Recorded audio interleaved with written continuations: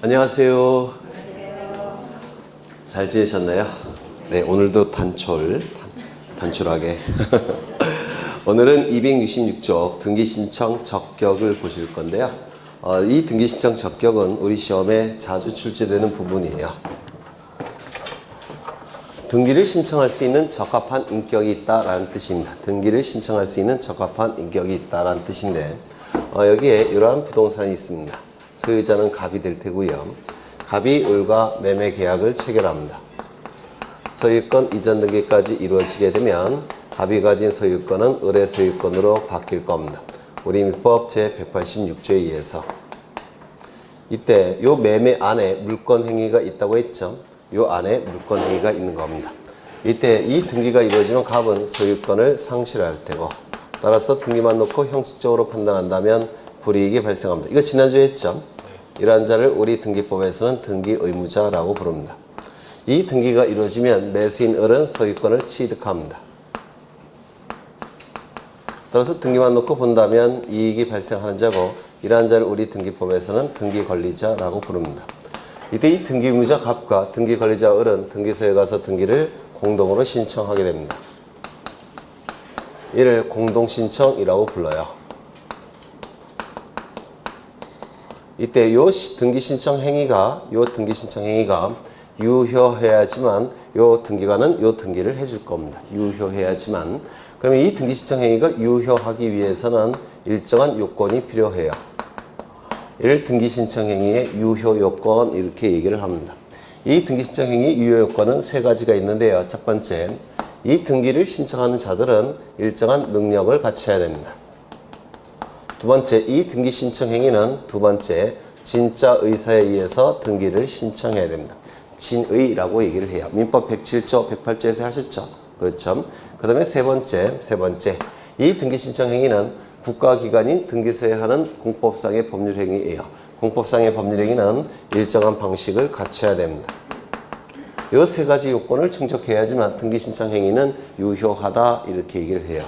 이때 이 능력은 우리 민법에서 능력은 세 가지가 있죠. 첫 번째, 뭐가 있죠? 권리 능력. 이 권리 능력은 권리 의무를 가질 수 있는 능력을 권리 능력이라고 합니다. 두 번째, 뜻과 생각을 판단할 수 있는 능력, 의사 능력이 있어야 될 겁니다. 세 번째, 법률 행위를 할 수 있는 능력, 행위 능력이 있어야 돼요. 그래야지만 이 등기 신청 행위는 유효하다 이렇게 얘기를 하게 됩니다. 이때 이 권리 능력은 권리 의무 능력이 본래 용어예요. 권리 의무 능력. 그럼 권리 의무 능력이 무슨 뜻이냐면 권리 의무를 가질 수 있는 능력을 권리 능력이라고 하는데, 우리 민법에서는 이 권리 능력은 사람은 권리 능력이 있다라고 규정이 되어 있습니다. 사람은 권리 능력이 있다.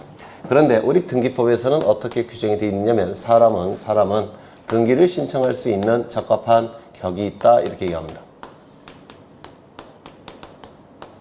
등기를 신청할 수 있는 적합한 격이 있다 이렇게 불러요. 따라서 이 등기를 신청할 수 있는 적합한 격이기 때문에 등기 신청에 당사자 능력이 있다 이렇게도 얘기합니다. 등기 신청에 당사자 능력이 있다. 그러면 등기 신청에 당사자 능력이 있기 때문에 등기명이 될 수 있는 자격이 있는 겁니다. 등기명인이 될 수 있는 자격. 다 똑같은 뜻이에요. 등기 신청 적격, 등기 신청의 당사자 능력, 등기명의인이 될 수 있는 자격. 다 똑같은 뜻인데요. 등기부에 이름을 올릴 수 있다는 겁니다. 등기부에 이름을 올릴 수 있는 것을 등기신청 적격, 등기신청의 당사자 능력, 등기명의인이 될 수 있는 자격 이렇게 얘기를 해요. 다 똑같은 뜻입니다. 그래서 우리 민법에서는 사람은 권리 능력이 있다 이렇게 규정되어 있고, 우리 등기법에서는 사람은 등기신청 적격이 있다 이렇게 규정이 되어 있습니다. 이때 이 사람은 두 가지 종류의 사람이 있을 겁니다. 첫 번째, 자연적으로 사람이 된 자, 자연인. 어머니 뱃속에서 10달 동안 생명체로 존재하다가 어머니 뱃속에서 나와서 자연스럽게 사람이 된 자, 자연인이라고 부르고요. 두 번째, 법이 인정한 사람. 법이 인정한 사람이라는 뜻입니다.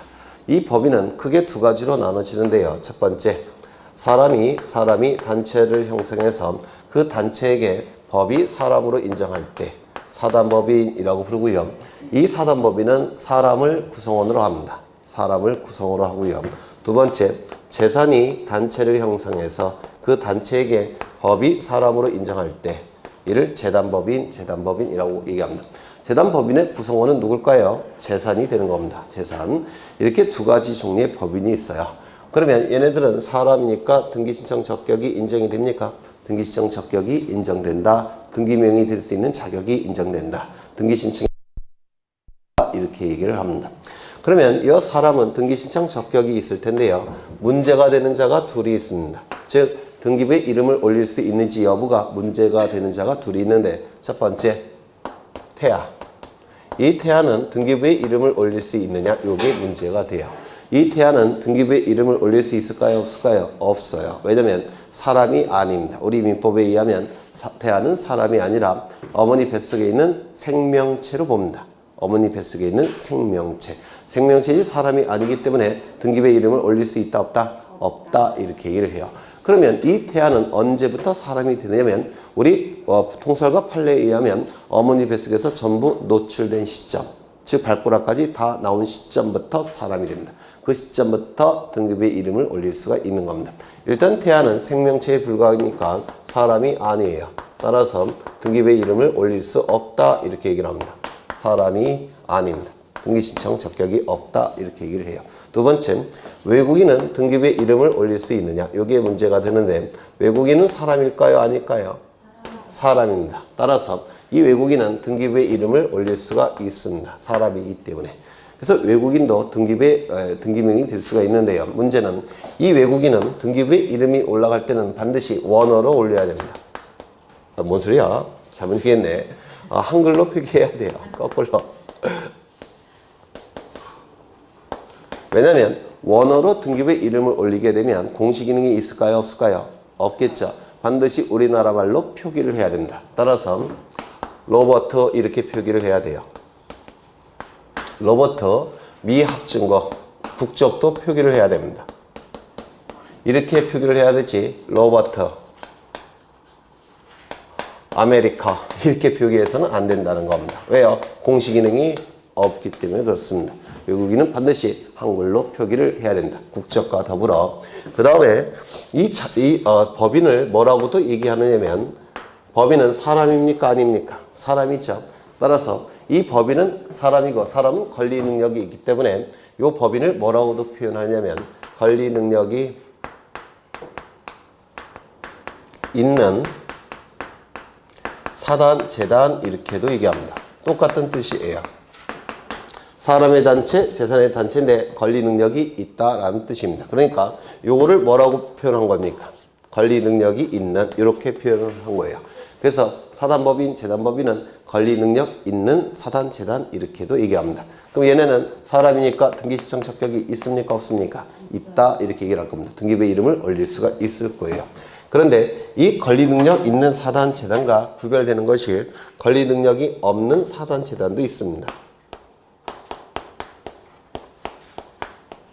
권리 능력이 없는 사단, 재단. 얘네는 사람입니까? 아닙니까? 아니죠.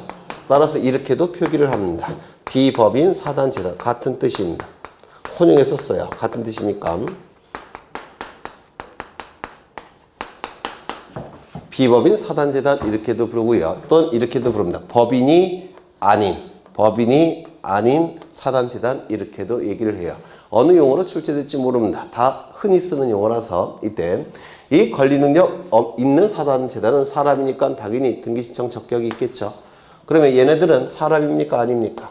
아니에요. 그러면 사람이 아니니까 당연히 등기신청 적격이 없는 것이 논리적으로 맞아요. 그렇겠죠. 그런데 문제는 뭐냐면 이 권리 능력 없는 사단, 재단의 대표 주자들이 누구냐면 교회, 사찰, 종중, 정당. 이건 외워두셔야 됩니다. 아파트 입주자 대표회의. 아파트 입주자 대표회의. 얘네들이 대표적인 권리 능력 없는 사단, 재단입니다. 그러면 얘네들의 공통점은 뭐냐면 굉장히 많은 부동산을 가지고 있는 단체들이에요. 여기 보시면 교회. 도시지역에 목 좋은 데는 전부 다 교회들이 들어가 있죠. 그렇죠. 그 다음에 사찰. 시골에 경치 좋은 데는 전부 다 사찰 들어가 있죠. 그 다음에 종중. 전라도 경상도의 비옥한 토지 상당 부분은 다 종중 소유예요. 정당. 짜증나니까 생략. 공통점이 뭐죠? 엄청난 부동산을 가지고 있는 단체들입니다. 그러면 얘네들이 사람이 아니기 때문에 등기시청 적격을 인정하지 않게 되면 얘네들은 명의시탁할 수밖에 없습니다. 즉 이름을 다른 사람부터 빌려서 등기할 수밖에 없습니다. 이건 명의시탁은 민법에서 아시겠지만 위법행위입니다. 불법행위예요. 그러면 어떻게 할 수밖에 없으니까 불법행위를 조장하지 않기 위해서는 얘네들은 예외적으로 등기부에 이름을 올릴 수 있는 자격을 인정할 수밖에 없다는 겁니다. 이거 얼핏 이해가 되셔요? 비록 사람은 아니지만 권리 능력이 없기 때문에 사람은 아니지만 예외적으로 등기부에 이름을 올릴 수 있는 자격을 우리 등기법에서는 허용할 수밖에 없다는 겁니다. 불법행위가 조장되는 것을 방지하기 위해서. 그래서 이건 법논리에 반하기 때문에 이게 대단히 중요합니다. 꼭 기억해 두셔야 돼요. 등기시청 적격이 있다 없다? 있다. 예외적으로 우리 등기법에서는 명문으로 등기시청 적격을 허용할 수밖에 없다라는 겁니다.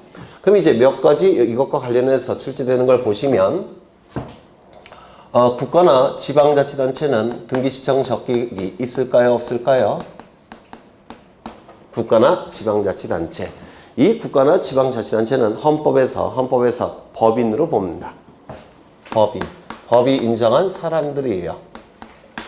국가법인, 지방자치단체 법인 이렇게 보게 돼요. 법에서 인정하는 사람입니다. 국가법인, 지방자치단체 법인. 그러면 등기시청 적격을 인정할 수 있을까요? 없을까요? 당연히 있습니다. 그래서 대한민국도 등기부에 이름이 올라갈 수가 있고요. 경기도도 이름이 올라갈 수가 있습니다.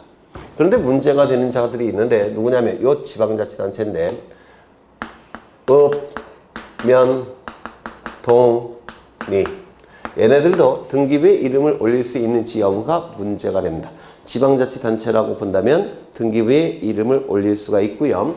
지방자치단체 안에 소속된 단순한 행정기관이라고 한다면 등기부에 이름을 올릴 수가 없습니다.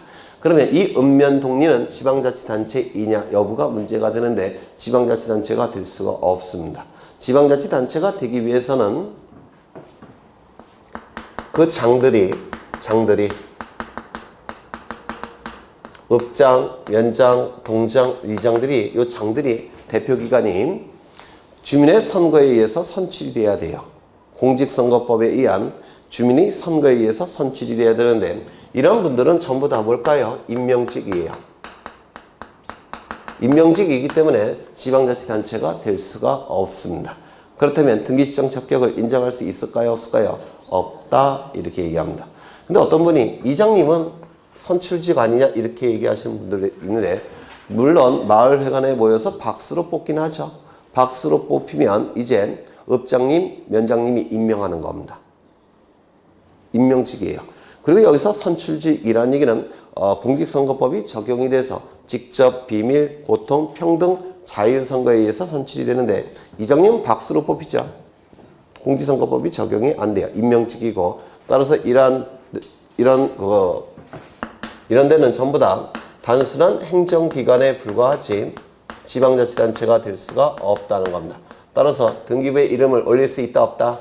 없다. 읍면동리는 등기부에 이름을 올릴 수가 없습니다. 그러면 읍사무소 건물, 면사무소 건물, 동사무소 건물, 리사무소 건물은 누구의 이름으로 등기부에 이름을 올리느냐? 읍면은 보통 군 소속이죠.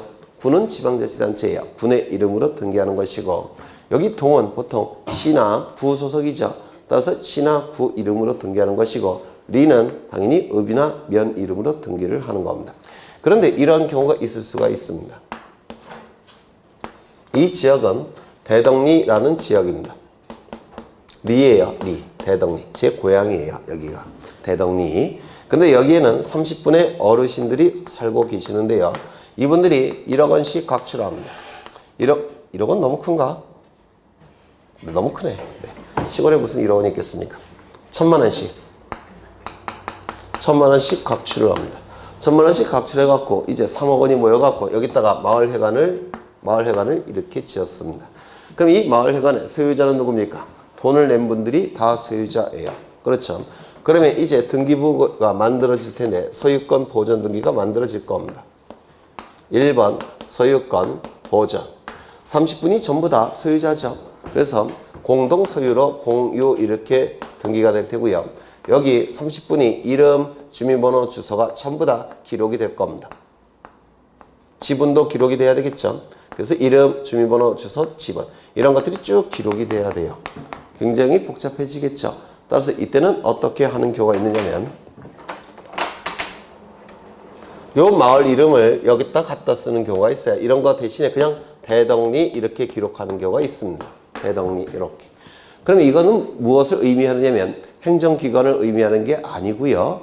이건 뭘 의미하느냐면 요 마을 분들이 30분이 요 건물을 소유할 목적으로 권리 능력 없는 사단을 만든 겁니다. 권리 능력 없는 사단을 만들어서 권리 능력 없는 사단의 명칭을 마을 이름을 갖다 쓴 거예요.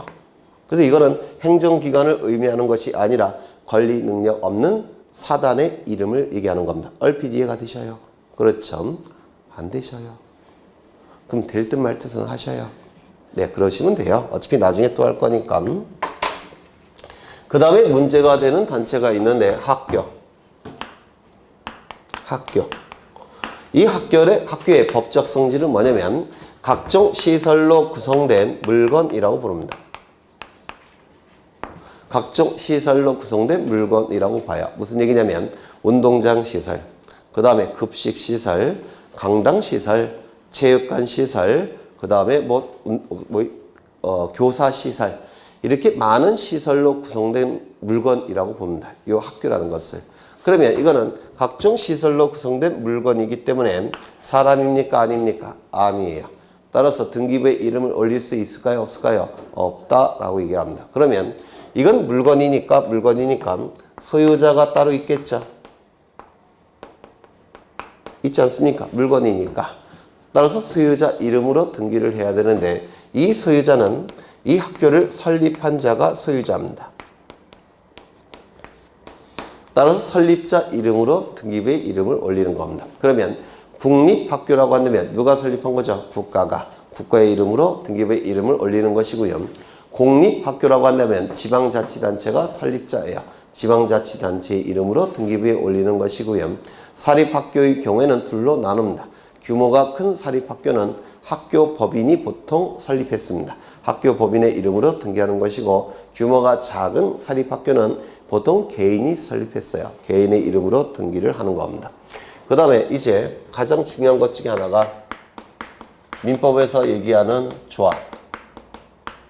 이게 가장 중요합니다. 민법상 조합이라고 부르는데요. 이 민법상 조합의 의미는 뭐냐면 시간이 이렇게 흘러갑니다. 시간이 이렇게 흘러가는데요. 요 시점에 갑이라는 분과 을이라는 분과 병이라는 분이 합의를 합니다. 어떤 합의를 했느냐면 우리 이제 나이도 먹었으니까 한 달에 한 번씩 모여서 좋은 일을 한번 해보자 라는 합의를 해요. 그 좋은 일은 뭐냐면 산에서 휴지를 줍는 모임을 만들어서 산에서 휴지를 줍는 모임을 만들어서 한 번씩 한 달에 한 번 만나서 산에 올라가서 휴지를 주워서 내려오자 이렇게 합의를 합니다. 이걸 뭐라고 부르냐면 단체를 만들자는 합의죠. 산휴회라는 단체를 만들자는 합의입니다. 이걸 우리 민법에서 뭐라고 얘기하느냐면 민법에서 조합계약이라고 불러요. 이것도 전형계약인데 여러분 시험 범위에 없습니다. 그래서 조금 생소하실 거예요. 단체를 만들자는 계약, 조합계약이라고 얘기합니다. 그러면 이제 갑을병이 구성원이 되는 단체가 만들어지겠죠. 그리고 그 이름은 산휴회라는 단체가 될 겁니다. 그러면 이때 이 구성원들이 지켜야 될 규칙이 있어야 될 거예요. 이 단체가 활동을 하는데 구성원들이 지켜야 되는 규칙이 있어야 되겠죠. 그 규칙을 뭐라고 부르냐면 보통 정관이라고 불러요. 정관은 정해진 규칙이란 뜻입니다. 관자는 규칙 관자예요. 또는 반드시 이 규칙을 정관이라고 부를 필요는 없고 다른 이름을 써도 상관이 없습니다. 기타 규약, 규칙인 약속을 만들면 됩니다. 아무 이름으로나. 그 다음에 규칙이 만들어졌으면 이제 이 규칙을 갑을병은 잘 지켜야 되겠죠. 맞아요. 이 규칙을 지키면서 활동을 하게 될 겁니다. 활동을 할 때 전부 다 돈이에요. 그렇죠. 움직이는 건 다 돈이죠. 왜냐하면 선유회가 일단은 모자는 맞춰야 되겠죠. 유니폼도 맞춰야 되고, 그리고 전세버스도 어떻게 대절해야 되겠죠. 그 다음에 이제 산에서 휴지물 모일 때 쓰레기 봉투도 있어야 되고, 집게도 있어야 되고, 또 내려올 때는 또 막걸리도 한잔 해야 되고, 다 돈이죠. 그래서 돈이 필요해요. 활동을 할 때는. 그 돈은 가불병이 각출할 수도 있지만 눈이 먼 돈이 있어요. 정부로부터 보조를 받으면 됩니다. 우리 민법상 요 법인이나 비법인 사단체는 비영리입니다. 비영리라서 보조금이 나와요. 보조금을 받기 위해서는 주무관청에 가서 허가를 받으면 됩니다. 그러면 보조금을 받아낼 수가 있습니다. 그럼 이 보조금을 가지고 이제 활동을 하게 될 겁니다. 그런데 좀 더 확실하게 처리하기 위해서는 법인 설립 등기라는 걸 할 수도 있어요. 법인 설립 등기라는 것도 할 수가 있습니다. 그럼 이 등기를 갖춘 이 시점부터 뭐가 되느냐면 법이 인정한 사람 이렇게 얘기합니다. 이게 법인의 요건이에요. 요게. 그래서 법인 설립 등기를 갖추게 되면 법인이 되는 겁니다. 법인은 두 가지가 있죠. 사단법인 그리고 재단법인.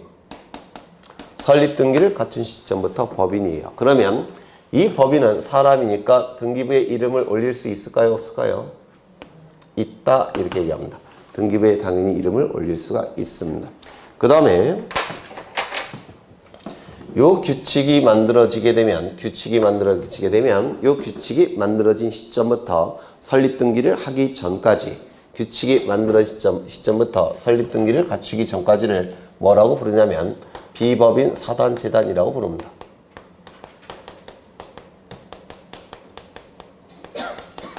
즉 권리 능력 없는 사단재단이라고 불러요. 규칙은 만들어졌는데 아직 법인 설립 등기는 갖추지 못했습니다. 이걸 뭐라 부른다고요? 비법인 사단재단이라고 불러요. 그럼 이 비법인 사단재단에 해당되는 단체가 뭐가 있죠? 뭐가 있어요? 교회, 사찰, 정당, 또 뭐가 있네요? 종중, 아파트, 입주자, 대표회의. 얘네가 바로 요 단계입니다. 규칙은 있는데 아직 설립 등기를 갖추지 못한 단계예요. 그럼 얘네는 사람입니까? 아닙니까? 사람은 아니죠. 그런데 등기부에 이름은 올릴 수 있습니까? 없습니까? 있다고 했죠. 등기시정 적격이 인정이 됩니다. 그 다음에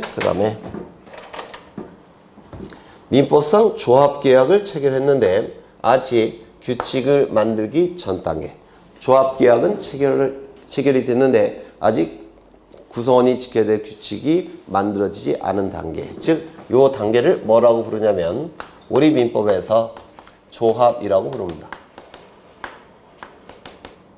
조합이라고 불러요. 민법에서 조합이라고 부릅니다. 그러면 이 민법상 조합은 이 구성원들이 지켜야 될 규칙이 아직 만들어지지 않았죠. 맞아요. 지켜야 될 규칙이 만들어지지 않았기 때문에 이 민법상 조합 단계에서는 언제든지 탈퇴할 수가 있습니다. 갑도 언제든지 탈퇴할 수 있고 을도 언제든지 탈퇴할 수 있고 병도 언제든지 탈퇴가 가능해요. 그렇다면 이 조합 단계에서는 언제든지 탈퇴가 가능하니까 해체의 가능성이 아주 높죠. 맞습니까? 해체의 가능성이 아주 높기 때문에 우리 민법에서는 이 조합 단계에서 맺을 수 있는 법률 관계를 허용하지 않습니다. 왜냐하면 법률 관계를 맺은 다음에 그냥 후딱 해체를 해버리면 책임질 사람이 있습니까? 없습니까? 없게 돼버려요. 따라서 이 조합의 이름으로 맺을 수 있는 법률 관계는 우리나라에서 단 하나도 없습니다. 아예 없어요. 조합의 이름으로 맺을 수 있는 법률 관계는 단 하나도 없습니다. 굳이 법률 관계를 맺기 위해서는 조합의 이름으로, 산유의 이름으로 법률 관계를 맺을 수는 없고 이 조합을 구성하는 구성원의 이름으로 법률 관계를 맺어야 돼요. 혹시 민법에서 하셨는지 모르겠지만 민법상 조합의 소유 형태는 합유라고 얘기하죠. 들어보셨어요? 이 합유는 조합이 소유하는 게 아니고요. 조합의 구성원들이 합체해서 소유하는 겁니다. 구성원들이 소유하는 개념이 합유라는 개념이에요. 그래서 조합의 이름으로 맺을 수 있는 법률관계는 단 하나라도 있다 없다? 없습니다. 그러면 등기부에 이름을 올릴 수 있을까요? 없을까요? 없습니다.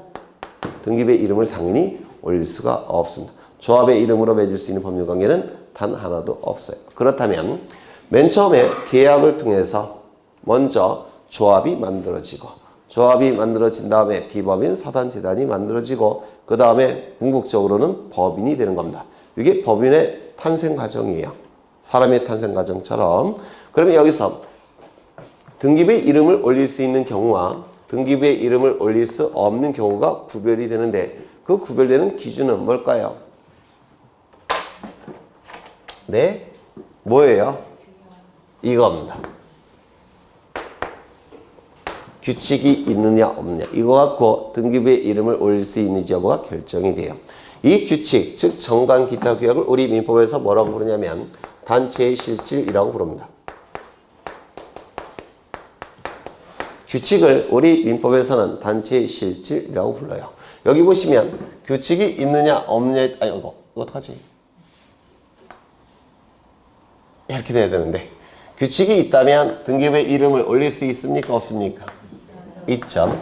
규칙이 없다면 등기부에 이름을 올릴 수 있습니까? 없습니까?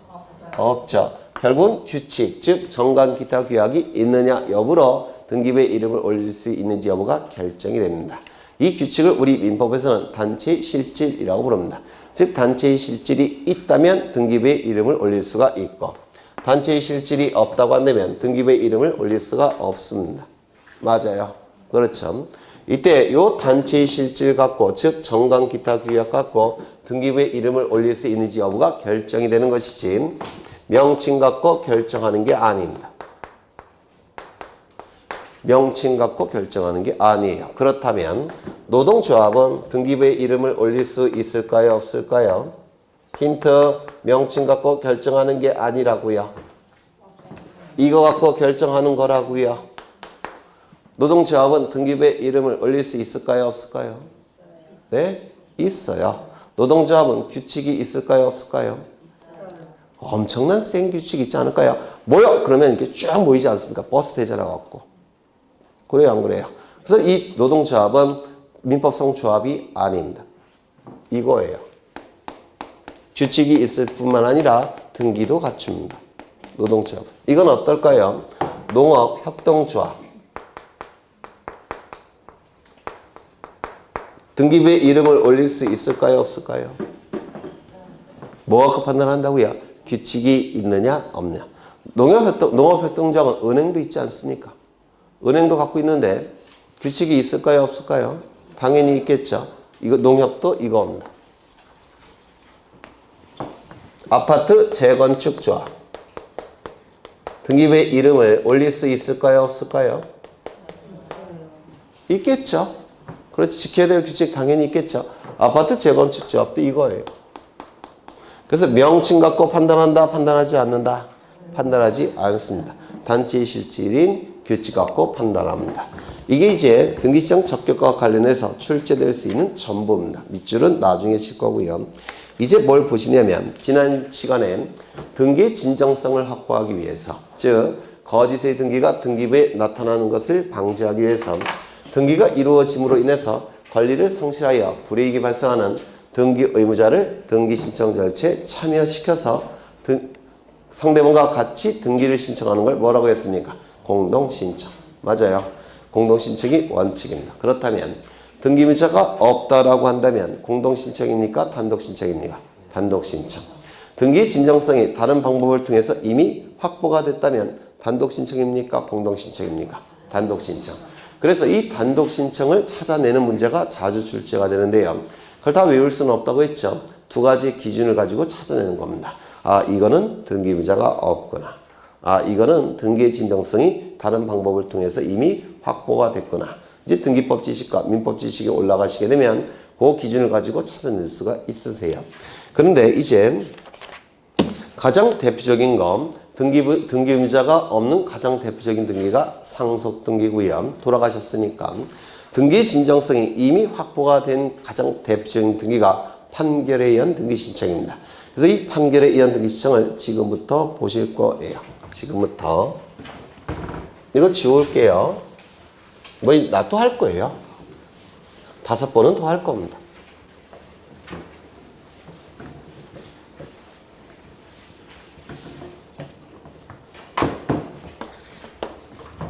여기에 이러한 부동산이 존재하는데 소유자는 갑입니다. 갑이 소유권자고요. 갑이 을과 매매 계약을 체결합니다.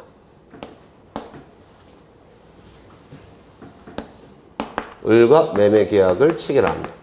매매 계약을 체결하면 갑을 매도인이라고 하죠.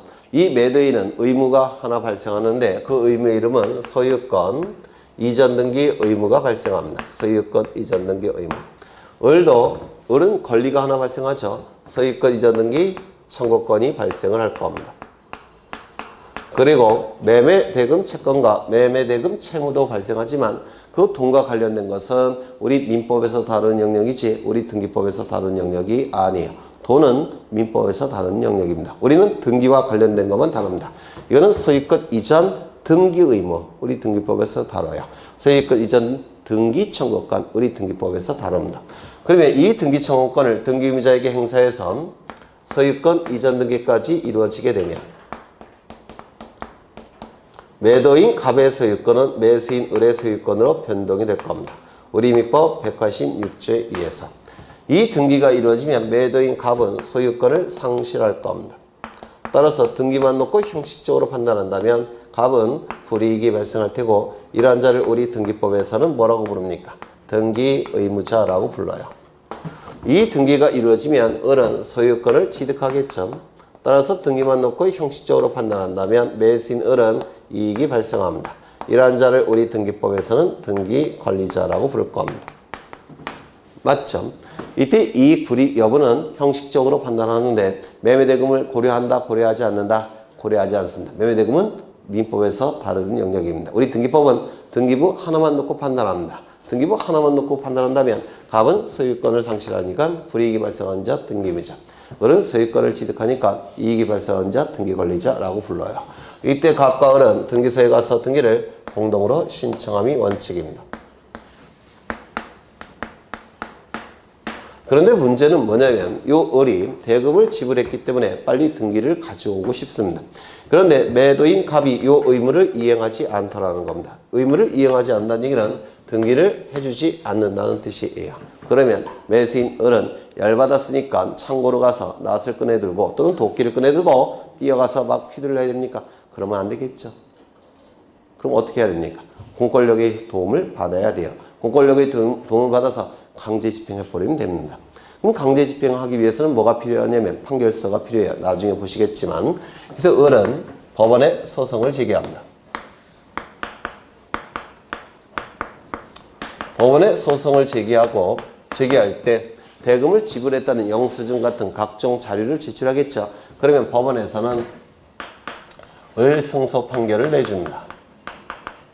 그리고 이 판결이 확정이 되었다면, 확정이 됐다는 얘기는 더 이상 뒤집힐 가능성이 없는 단계에 있을 때 이를 확정되었다라고 불러요. 이 판결이 확정이 되면 매도인 을을 뭐라고 부르냐면 승소한 등기관리자라고 부릅니다. 매수인 을은 승소한 등기관리자라고 불러요. 승소한 등기관리자는 이제 상대방의 신청이 없다고 하더라도, 즉 상대방이 의무를 이행하지 않는다고 하더라도 이 판결서를 가지고 등기를 단독으로 신청할 수가 있게 됩니다. 판결서라는 등기 진정성을 확보할 수 있는 자료가 있기 때문에 그렇습니다. 이걸 승소한 등기관리자가 판결서를 가지고 등기를 단독으로 신청한다라고 부르고요. 민사집행법에서는 뭐라고 부르냐면 판결서를 가지고 강제 집행한다 이렇게 얘기를 하는 겁니다. 민사집행법에서는 강제 집행, 그 다음에 등기법에서는 단독 신청 이렇게 얘기를 하는 겁니다. 똑같은 거예요. 보는 용어가 시각이 좀 다를 뿐이지. 요거 되셨을까요? 그래서 승소한 등기관리자는 판결서를 가지고 등기를 단독으로 신청할 수가 있습니다. 두 번째 여기에 이러한 부동산이 있고 소유자는 갑입니다. 갑이 을과 매매 계약을 체결합니다. 그러면 이때 매도인 갑은 소유권 이전 등기 의무도 발생하겠지만 등기 청구권도 하나 발생한다고 했는데 지난주에 그 등기 청구권의 이름이 뭘까요? 등기 수치 청구권, 등기 수치 청구권 기억나실까요? 우리 민법에 의해서 매도인 값은 소유권, 이전 등기 수치 청구권이라는 권리가 발생을 합니다. 또는 인수 청구권이라고도 불렀죠. 매수인 을도 등기 의무 하나 발생하죠. 뭐죠? 소유권, 이전 등기 수치 의무 또는 인수 의무라고도 부릅니다. 이런 의무가 발생을 할 겁니다. 이 의무를 이행해서 등기를 하게 되면 소유권 이전 등기를 하게 되면 매도인 갑의 소유권은 매수인 을의 소유권으로 변동이 될 겁니다. 그러면 이 등기가 이루어지면 매도인 갑은 소유권 상실하겠죠. 따라서 등기만 놓고 형식적으로 판단한다면 매도인 갑은 불이익이 발생합니다. 이러한 자를 우리 등기법에서는 뭐라 부를까요? 등기 의무자. 그렇죠. 그 다음에 매수인 을은 소유권을 취득하겠죠. 등기를 갖추게 되면 소유권을 취득할 테고, 따라서 등기만 놓고 형식적으로 판단한다면 이익이 발생하게 됩니다. 이러한 자를 우리 등기법에서는 등기 권리자라고 부릅니다. 그래서 지난주에 실제법상 등기 권리자, 등기 의무자는 뒤바뀔 가능성이 있다고 했죠. 그런데 절차법상 등기 권리자, 등기 의무자는 뒤바뀔까요? 안 뒤바뀔까요? 안 뒤바뀌어요. 그렇죠. 고정되어 있는 겁니다.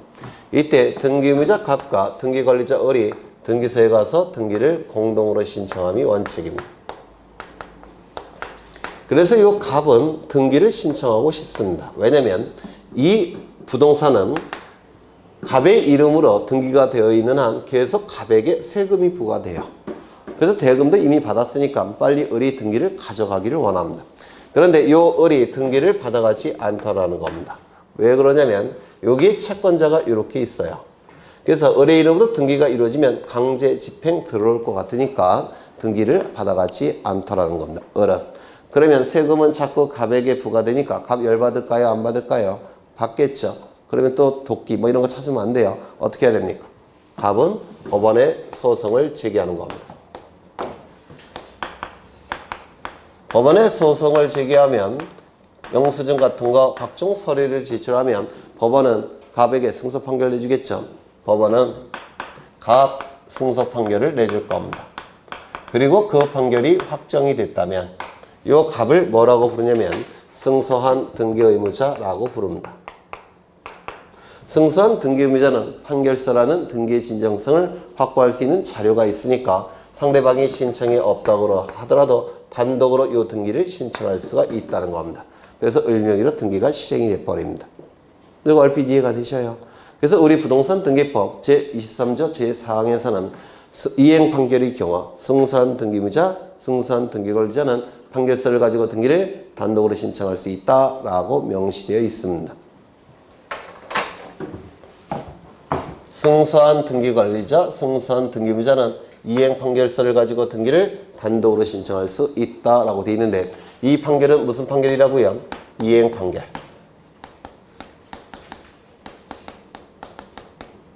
이행 판결을 가지고 등기를 단독으로 신청할 수가 있는데요. 이행 판결의 의미가 뭐냐면 판결서가 이렇게 있을 때 이건 판결서입니다. 판결서에 기록되는 내용은 보통 세 가지인데요. 첫 번째, 주문이라는 게 기록이 되고 그 다음에 이유라는 것도 기록이 되고 원고도 기록이 되고 피고도 기록이 됩니다. 원고는 소송을 제기하는 자를 원고라고 얘기하고 소송을 제기당한 자를 피고라고 얘기합니다. 이때 주문은 뭐냐면 주된 문장이라는 뜻인데 법원이 내린 판단 중에서 결론에 해당이 돼요. 결론. 주된 문장, 결론에 해당되는 겁니다. 그리고 이 이유는 결론이 나오게 된 과정, 결론이 나오게 된 이유, 이걸 판결 이유라고 불러요. 이 주문은 결론에 해당되기 때문에 대단히 간략합니다. 보통 2줄에서 4줄 정도밖에 안 돼요. 주문은 굉장히 간략합니다. 보통 2줄 아니면 3줄 정도가 됩니다. 이 주문의 끝문장이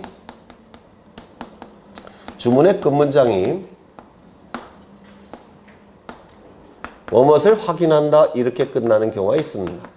주문의 끝문장이 뭐뭇을 확인한다. 즉 갑은 소유권자임을 확인한다. 을은 저당권자임을 확인한다. 병은 전세권자임을 확인한다.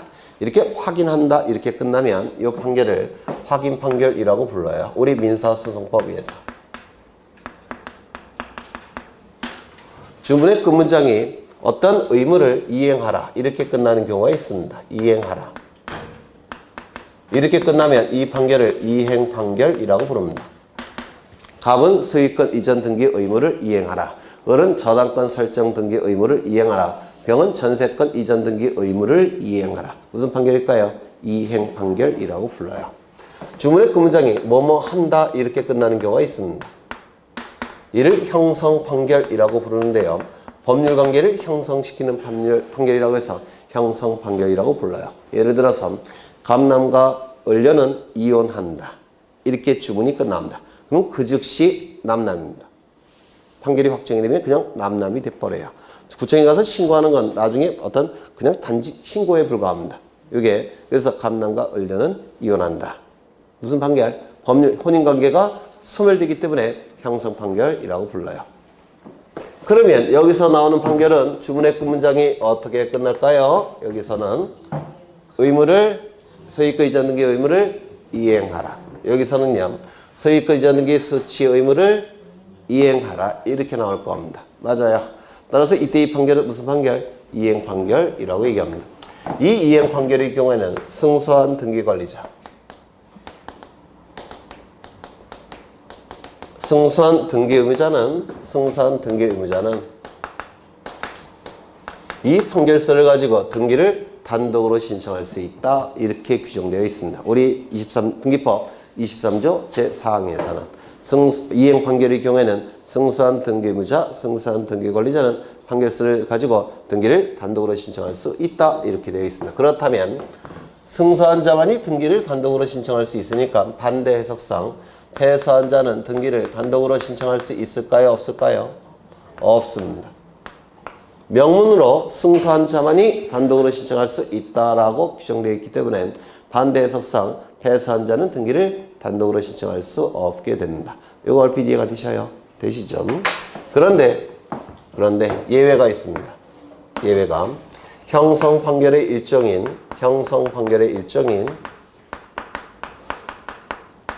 공유물 분할 판결은 말이 달라집니다.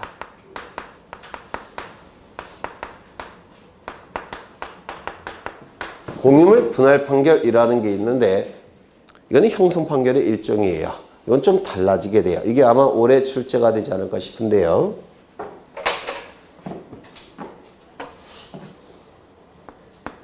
여기 도로가 이렇게 나 있습니다. 도로가. 그리고 여기 한 필지 토지가 존재합니다. 100번지 토지입니다. 근데 이 토지에 등기부가 있겠죠. 토지 등기부에 어떻게 등기가 됐냐면 공유, 그 다음에 갑 2분의 1, 을 2분의 1 이렇게 등기가 된 상태예요. 공유 토지입니다. 공동소유 토지예요. 그런데 갑이 을에게 2분의 1 지분을 가지고 있는 갑이 2분의 1 지분을 가지고 있는 을에게 제안을 합니다. 어떠한 제안을 하냐면 이제 이 토지 나눠 갖자. 이제 분할을 해보자. 이렇게 제안을 해요. 제안을 하면서 이렇게 얘기합니다. 지분이 똑같으니까 우리 가운데를 똑같은 면적으로 나눠서 이쪽은 내가 가질 테니까 이쪽은 네가 가져라. 이렇게 제안을 합니다. 참말로 나쁜 놈이죠. 면적이 같지만 가치는 하늘과 땅 차이죠. 그러면 을이 바보가 아닌 이상 받아들일까요? 받아들이지 않을까요? 받아들이지 않죠. 그러면 이걸 뭐라고 부르냐면 공유물 분할 협의가 결렬이 된 겁니다. 맞아요. 그러면 열받은 요 갑이 왜 열받았을까요? 자기 친구가 어리버리해서 속일 수 있다고 생각했는데 속이지 못했으니까 무지 열받겠죠. 이런 놈들이 있죠. 그럼 요 갑은 열받아서 법원에 소송을 제기합니다. 법원에 소송을 제기해요.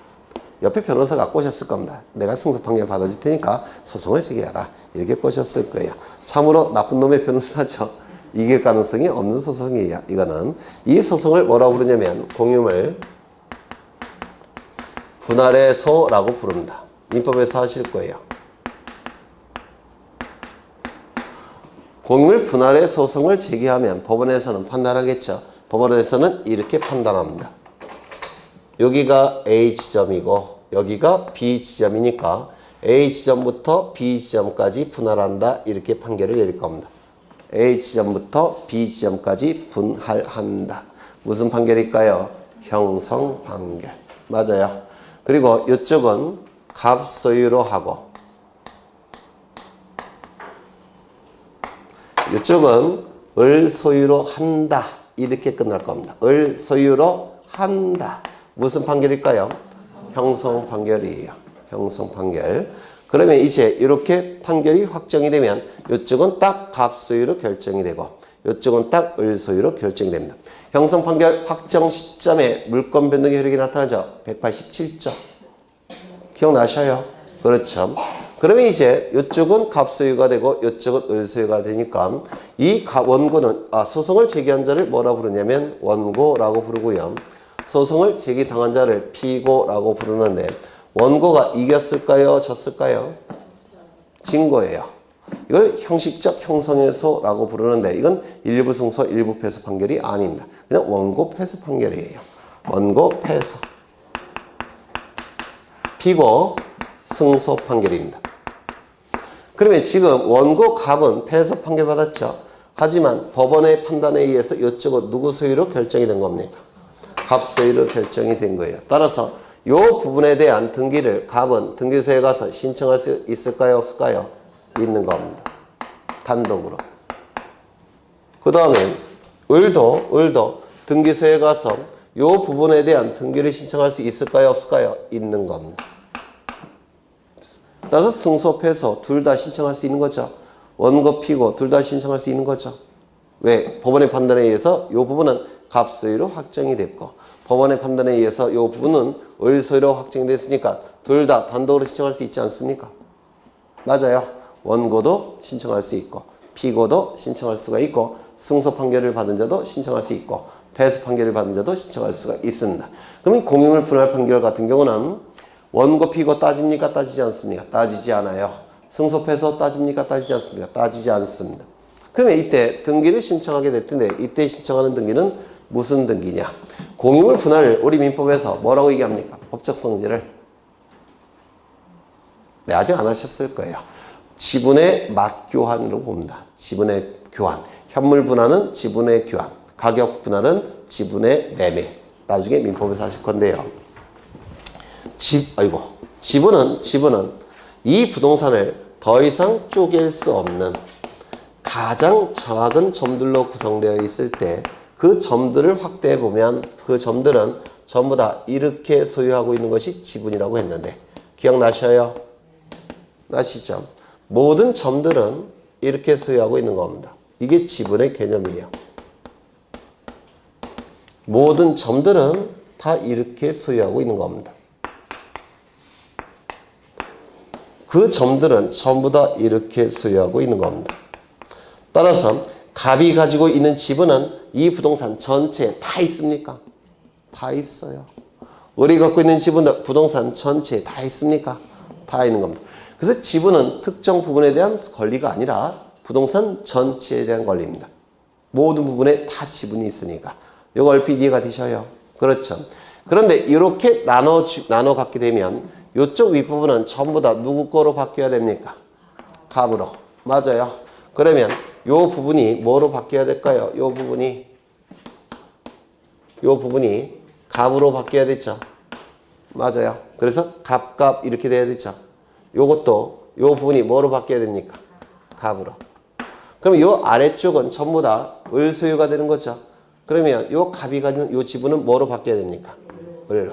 요거는요? 을로. 맞아요. 그래서 이 부분 아래쪽은 모든 점들은 전부 다 을 이렇게 돼야 되고 요 위쪽은 전부 다 갑과 이렇게 돼야 되죠. 그러면 갑과 을은 자신의 지분을 상대방에게 어떻게 하는 겁니까? 교환하는 겁니다. 맞아요. 그래서 공유물 분할은 지분의 맞교환입니다. 그러면 지분을 교환하는 거니까 이쪽에 있는 을의 지분은 다 이쪽으로 이전시켜야 되고 이쪽에 있는 갑의 지분은 전부 다 이쪽으로 이전시켜야 되겠죠. 따라서 지분의 교환이니까 지분의 무슨 등기 신청할까요? 지분 이전 등기를 신청하는 겁니다. 공유물 분할은 무슨 등기 신청한다고요? 지분 이전 등기를 신청하는 겁니다. 지분 이전 등기를 단독으로 신청하는 겁니다. 얼핏 이해가 되실까요? 되셔야 돼요. 두 번째 보셨고 그럼 이때는 형성 판결의 일정인 공유물 분할 판결은 승소 패소 여부를 따질까요? 안 따질까요? 안 따집니다. 또한 원고 피고 여부를 따질까요? 안 따질까요? 안 따져요. 둘 다 단독으로 지분이전 등기 신청할 수가 있다라는 겁니다. 얼핏 이해가 되시죠? 세 번째. 이 판결은 확정 판결일 걸 요구합니다. 그러면 확정 판결의 반대는 뭐냐면 미확정 판결이 반대겠죠. 그럼 미확정 판결의 의미는 뭐냐면 번복될 가능성이 있는 판결을 미확정 판결이라고 불러요. 상급 법원에 올라가서 뒤집힐 수 있는 판결을 미확정 판결, 뒤집힐 수 없는 판결을 확정 판결이라고 부릅니다. 그러면 미확정 판결을 가지고 이 등기해봤자 상급 법원에 올라가서 뒤집혀버리면 이거 말소돼야 되겠죠. 쓸데없는 짓 한 거죠. 따라서 미확정 판결을 가지고는 등기를 단독으로 신청할 수 없습니다. 확정 판결일 걸 요구해요. 이거 이해가 되십니까? 그러면 등기를 신청할 때 이 판결은 확정되었다는 것을 등기관에게 증명해야 되겠죠. 따라서 이 판결에 의한 등기를 신청할 때는 확정 증명서를 첨부해야 됩니다. 뭐라고 출제하느냐면 송달 증명서를 첨부한다. 이렇게 출제합니다. 송달 증명서가 아니라 확정 증명서를 첨부하는 겁니다. 네 번째, 그렇다면 임시로 요 가짜는 임시 가짜고요. 임시로 강제 집행할 수 있음을 선고한 문구를 임시로 강제 집행할 수 있음을 선고한 문구를 붙인 판결. 요 붙자는 붙일 붙자예요. 임시로 강제 집행할 수 있다는 문구를 붙인 판결, 가집행 선고부 판결이라고 부르는데 이 가집행 선고부 판결은 확정 판결일까요? 미확정 판결일까요? 네? 임시 가짜가 붙었다는 얘기는 미확정이라는 뜻이에요. 확정 판결이라면 임시 가짜가 붙지를 않습니다. 곧장 강제 집행 들어갈 수가 있어요. 임시로 하는 강제 집행이니까 미확정 됐다는 뜻입니다. 따라서 이 판결서를 가지고 등기를 신청할 수 있다 없다? 없다 이렇게 얘기를 합니다. 지금 우리 등기법에서 판결에 의한 등기 신청에서 출제될 수 있는 90%를 본 겁니다. 이거 두 번째 하는 건데요. 첫 번째 할 때는 워낙 수험생분들이 없으셔서 대부분들은 첫 번째로 들으시는 게 될 겁니다. 이거 두 번째 한 거예요. 앞으로 5번은 더 할 겁니다. 5번은 밑줄은 나중에 칠 거고요. 쭉 넘어가겠습니다. 어디를 보시느냐면 272쪽을 보시면 기타 단독 신청할 등기라는 게 있습니까? 이런 건 외우시는 게 아니고요. 등기 의무자가 없다든지 등기의 진정성이 다른 방법에 의해서 확보가 된 경우 그때는 무슨 신청이라고요? 단독 신청. 그 두 개의 기준을 가지고 다 골라내는 겁니다. 물론 등기법 지식이 쌓인 다음에 그래서 이건 나중에 뒤에서도 하고 나중에도 저절로 알게 되는 것들입니다. 이제 뭘 보실 거냐면 274쪽에 제3자에 의한 등기에서 포괄 승계인에 의한 등기, 상속인에 의한 등기 이것 좀 보겠습니다. 이건 좀 쉬었다 하죠. 네, 쉬었다 하겠습니다.